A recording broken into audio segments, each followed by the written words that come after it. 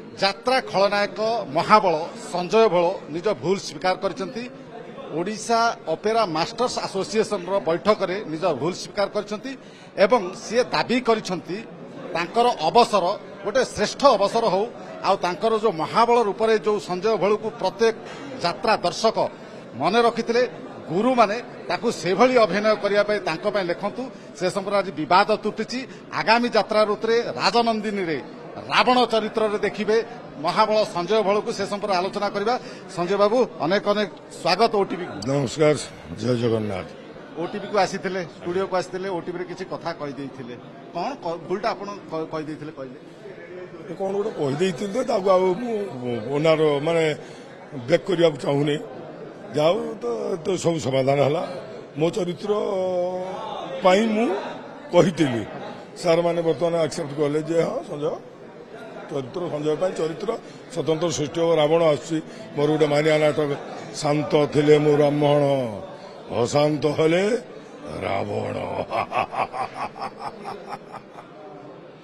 କଣ ଭୁଲ ମାଗିଲେ? ହଁ ଭୁଲ ମାନେ ସାର୍ ଆଉ ଛାତ୍ର ଯେତେ ଭୁଲ କଲେ ବି କଣ କ୍ଷମା କରିବେନି? କୋଉ କହିଦେଇଥିଲି ଯାହା ବି ହେଲା ଠିକ ହେଲା। ତା ଭିତରେ କିଛି ଭୁଲ ହେଇଥିଲା ସେ ସବୁ ସଂଶୋଧନ ହେଲା।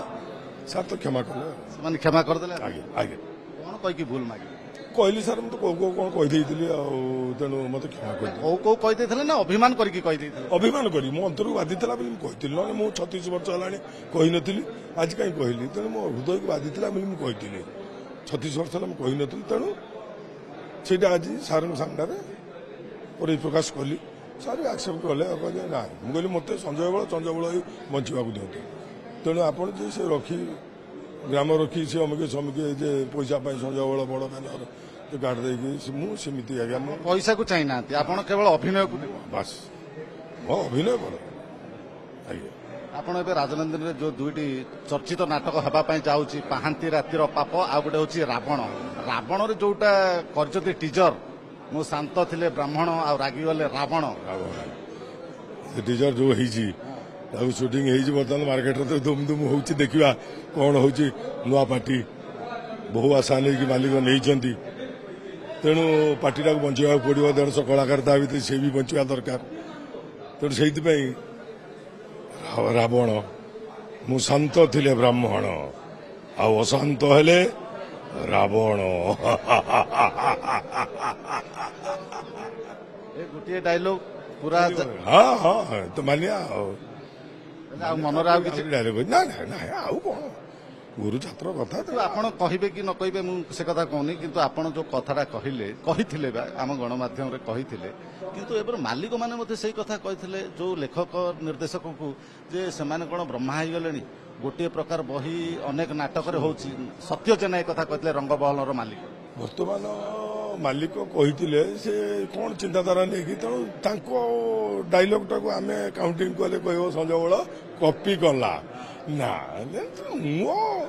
ମୁଁ ସାଟିସ୍ଫାକ୍ସନ ହେଇପାରିନଥିଲି ମୋ ଚରିତ୍ର ଉପରେ। ତେଣୁ ମୁଁ ଅଭିମାନ ହେଇକି ସାର୍ଙ୍କୁ କହିଥିଲି। ତେଣୁ ସାର୍ ମାନେ ମନ ଦୁଃଖ କଲେ। ମନ ଦୁଃଖ କଲା ଭିତରେ ମୁଁ ଦେଖିଲି ଯେ ଯାତ୍ରା ଛାଡ଼ିବା ହେଲୁଣି। ବର୍ଷେ 2 ବର୍ଷ 3 ବର୍ଷ ରହିବି କି ନାହିଁ। ତେଣୁ କାହିଁକି ସାର୍ କହିବେ ଯେ ସଞ୍ଜୟ ବଳଟା ଗୋଟେ ଅଭଦ୍ର। ତେଣୁ ଆମ ଜାତକ ନାହିଁ, ଆମେ ଖଣ୍ଡାହାତ ଭାବୁଛନ୍ତି 2-3 ବର୍ଷରେ ଅବସର ନେଇଯିବେ, କିନ୍ତୁ ଦର୍ଶକ ଏବେ ବି ବହୁତ ଆଶା ରଖିଛନ୍ତି ସଞ୍ଜୟ ବଳଙ୍କ ଦେହରେ ଅନେକ ଅଭିନୟ ବାକି ଅଛି, ଅନେକ ଦେଖିବାକୁ ବାକି ଅଛି।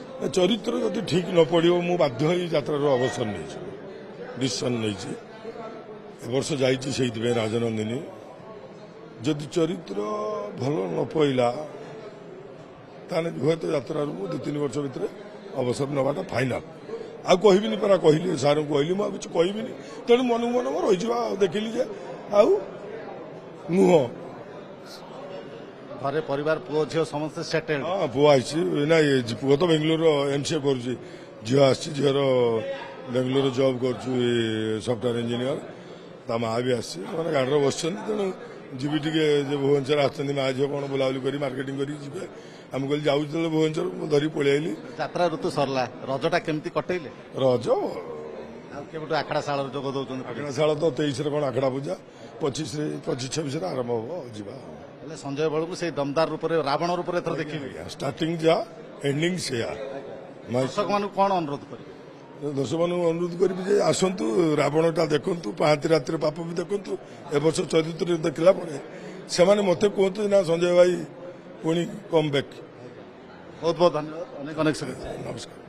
ଶୁଣୁଥିଲେ ସଞ୍ଜୟ ଭୋଳଙ୍କର ପ୍ରତିକ୍ରିୟା। ଆଗାମୀ ଯାତ୍ରା ଋତୁରେ ରାଜନନ୍ଦିନରେ ସେ ଯୋଗ ଦେଉଛନ୍ତି ଦୁଇଟି ନାଟକ, ଗୋଟିଏ ହେଲା ରାବଣ ଆଉ ଗୋଟିଏ ହେଲା ପାହାନ୍ତି ରାତିର ପାପ। ରାବଣରେ ଗୋଟିଏ ତାଙ୍କର ଏବେ ଡାଇଲଗ ସମ୍ପୂର୍ଣ୍ଣ ରୂପେ ଭାଇରାଲ ହେବାକୁ ଯାଉଛି, ମୁଁ ଶାନ୍ତ ଥିଲେ ବ୍ରାହ୍ମଣ ଆଉ ଟିକେ ରାଗିଗଲେ ରାବଣ। ଦେଖିବାର କଥା ହେଉଛି ଆଗାମୀ ଯାତ୍ରା ଋତୁରେ ସଞ୍ଜୟ ଭୋଳ ତାଙ୍କ ନିଜ ଅଭିନୟ ଯାଦୁରେ କିଭଳି ଦର୍ଶକମାନଙ୍କୁ ନିଜ ପ୍ରତି ଆକର୍ଷିତ କରିପାରୁଛନ୍ତି।